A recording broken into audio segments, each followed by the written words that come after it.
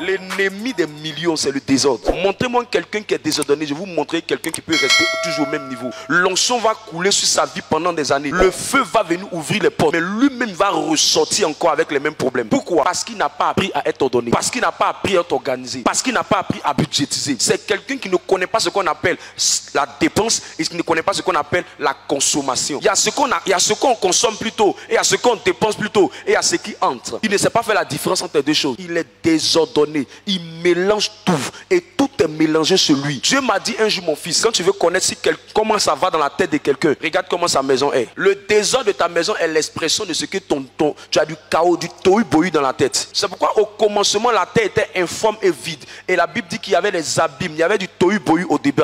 Mais qu'est-ce que ma Bible me dit? Ma Bible me dit que Dieu va établir l'ordre, et la première chose que Dieu a fait pour établir l'ordre, c'est qu'il a apporté la lumière. Mes amis, quand il n'y a pas de lumière, on ne peut pas mettre de l'ordre. Quand il n'y a pas de lumière, on ne peut pas organiser les choses. Ton vrai problème, c'est que tu n'as pas appris à t'organiser. Quand tu es ordonné, tu n'aimes pas le gaspillage. Il dit que rien ne se perd. Les gens ordonnés ne gaspillent pas assez. Là où il y a le gaspillage, il n'y a pas la multiplication. Parce que le gaspillage est la stratégie du diable pour enlever les millions. Dis à ton voisin, si tu gaspilles, tu vas perdre les millions. Quand quelqu'un n'est pas organisé, quand quelqu'un n'est pas ordonné, quand quelqu'un est indiscipliné et qui met le désordre dans ses finances, le désordre dans sa maison, le désordre dans ce qu'il fait, c'est compliqué. C'est pour ça que si vous êtes une personne qui perdait beaucoup les choses, c'est que 80% c'est le signe qui révèle que vous êtes une personne qui est désorganisée. C'est pourquoi l'organisation commence d'abord par l'organisation de tes finances. Tu dois savoir que ça c'est pour la dîme, ça c'est mon épargne, ça ce sont mes offrandes, ça c'est pour manger, ça c'est pour ceci. Ne mélange pas, on appelle ça budget. Dieu ne bénit pas un gamin. Les gamins ne savent pas gérer l'argent. C'est pourquoi les enfants aiment gros l'argent au lieu de petit l'argent. Donc de la même manière, quand quelqu'un est petit spirituellement, infime spirituellement dans le domaine des finances, vous allez constater que lui-même l'argent va venir, mais parce qu'il ne sait pas ordonner, organiser, discipliner, il va avoir beaucoup de fuites. Et les gens, si vous voulez compter le nombre de fuites qu'il a eu dans leurs finances, ça peut facilement créer une autre entreprise. Parce qu'ils ont passé plus de leur temps à gaspiller, plus de leur temps à mal utiliser ce que Dieu leur donne. L'un des éléments qui fait que les gens gaspillent mal, c'est le fait qu'ils ne savent pas contrôler ceux à qui ils donnent. Mes amis, ce n'est pas tous ceux qui crient au secours qui ont besoin d'aide. Quand tu es organisé, tu dois comprendre que tu n'aides que ceux que Dieu veut que tu aides. Et comment tu fais pour savoir que ceux que Dieu veut que tu aides? C'est que quand ils viennent, il y a la disponibilité pour eux. Et la disponibilité n'est pas dans ce que toi tu as déjà réservé pour quelque chose. La disponibilité est dans ce que tu as prévu pour eux. Quelqu'un ne comprend pas encore. Je pousse encore plus pour toi. Lorsque tu reçois ton argent et que Dieu te donne de l'argent, et qu'il y a tes dépenses à faire, ton loyer, tes charges et autres, et que tu prends dans ton loyer pour aller donner à quelqu'un, tu es en train de faire une dépense qui n'a rien à voir avec ce que Dieu a prévu pour toi. Parce que la première chose quand Dieu te donne l'argent, le but premier de l'argent, c'est de d'abord répondre à tes besoins personnels. Parce que si tu es mort, tu ne peux pas aider. Ou bien si tu es mort, tu peux aider.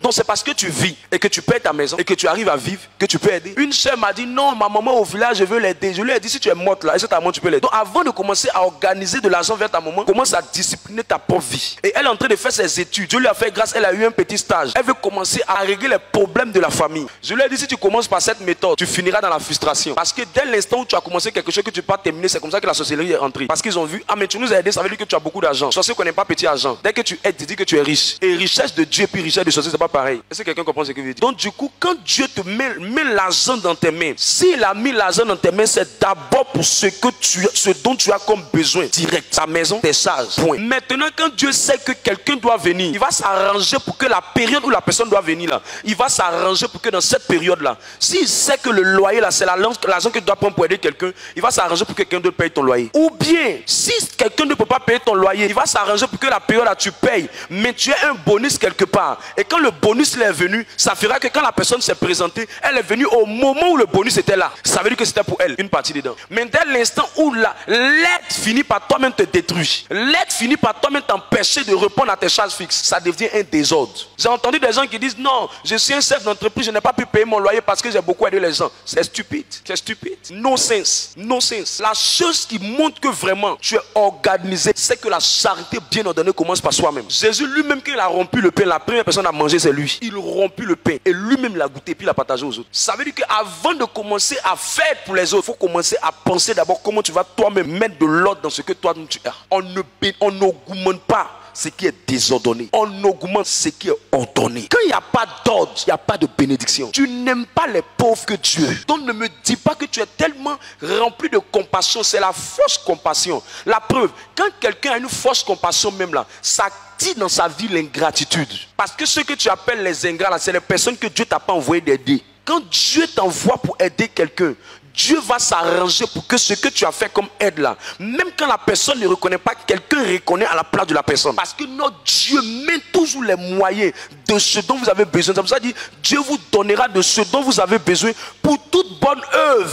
Ne donne pas juste quand tu ne payes pas ta maison. Ne donne pas juste quand tes enfants ne vont pas à l'école. Ne donne pas juste quand toi-même tu n'arrives pas à manger. C'est le désordre. C'est le désordre. Plein de gens arrivent instamment dans leur vie. Quand un mois commence, quand tu veux t'en donner, plein de gens ont ce problème-là. Commence d'abord par établir un budget. Avant que l'argent arrive, établis le budget. N'attends pas que l'argent arrive parce que l'argent est un esprit. Ce que tu dis à l'argent avant, ce que tu fais à l'argent pendant qu'il est là, c'est différent toujours. Donc la meilleure manière de discipliner l'argent, c'est de ne même pas t'embrouiller. Comment tu fais pour t'organiser? C'est très simple. Tu as déjà établi un budget. Ce que je dépense, ce qui entre. Quand tu as fini d'établir ce budget, tu vas déposer le budget devant Dieu. Tu dis, Seigneur, voilà mes charges. Et puis voilà ce qui entre. Si je dois aider quelqu'un, toi-même permets que j'ai un soutien supplémentaire. Mais si je ne peux pas, toi-même tu vois, tu déposes ça devant lui. Tu pries par rapport à ça. Et puis tu dis, Seigneur, donne-moi la grâce et la discipline de bien gérer mon argent.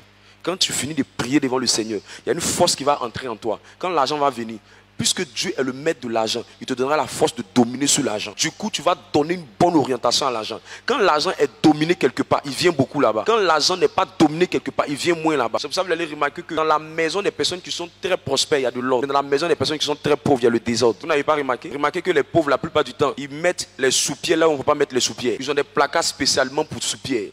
Bibliothèque sous-piétique. Pourquoi? Parce qu'ils ne savent pas s'organiser, ils ne savent pas s'ordonner, ils ne savent pas se discipliner. Je prie que tu apprennes cette leçon et que tu travailles avec tes finances. Combien de gens ont dit, quand ça va venir, j'ai fait ça, j'ai fait ça, j'ai fait ça, j'ai fait ça, c'est fini. Il y a d'autres même, quand c'est venu même, ils ont abandonné Dieu même. Donc c'est pas ce qui va faire l'argent là qui a fait quelque chose de bon à lui. Je prie que Dieu te donne la force. C'est pour ça que la Bible dit en Deutéronome 8, verset 18, il dit, c'est lui qui vous a donné la force d'acquérir ses richesses. On prend l'argent par la force.